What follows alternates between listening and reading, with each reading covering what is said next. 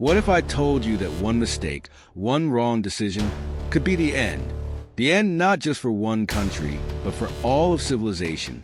Nuclear weapons are not just a force of destruction. They are a balance of fear that holds the world on the edge.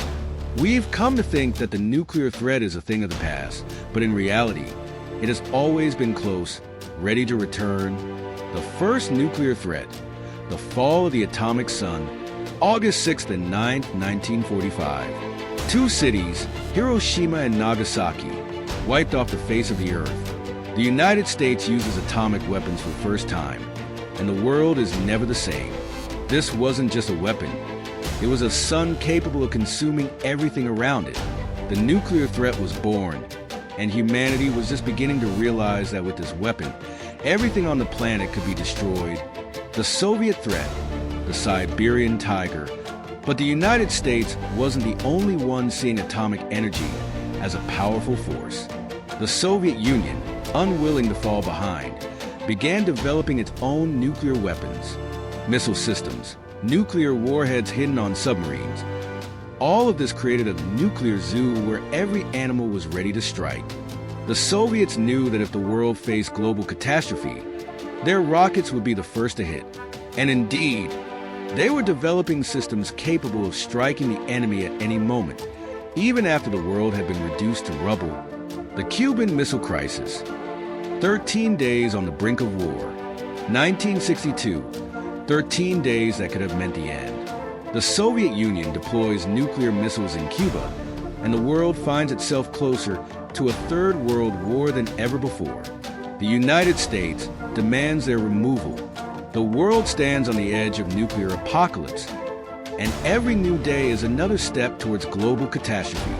This crisis became a symbol of how a single wrong decision could change the course of history.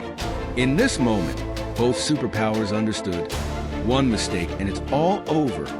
Modern nuclear games, hypersonic missiles. But this isn't the end of the story. The world is changing and nuclear technologies are evolving. Today, missiles that fly faster than the speed of sound and strike with pinpoint accuracy are becoming a new reality. Russia and China are already developing hypersonic missiles. And these technologies make the nuclear threat far more unpredictable. Every day, the power of these weapons grows.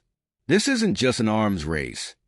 It's a game where a mistake could have consequences beyond imagination. The psychology of fear in the nuclear world. More frightening than the missiles themselves is the fact that nuclear fear has become a part of our lives. From the very first explosion in Hiroshima, we have lived under the shadow of the nuclear sword.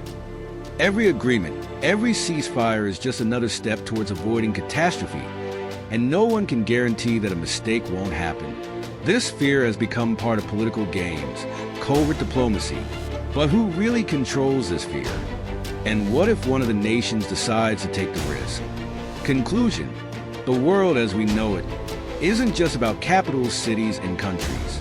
It's a vast network, tied not only by politics, but by the nuclear threat. Nuclear weapons are not just about war. They are a philosophy, a psychology, a balance on the edge of destruction. And perhaps, we are only beginning to realize how thin that line really is.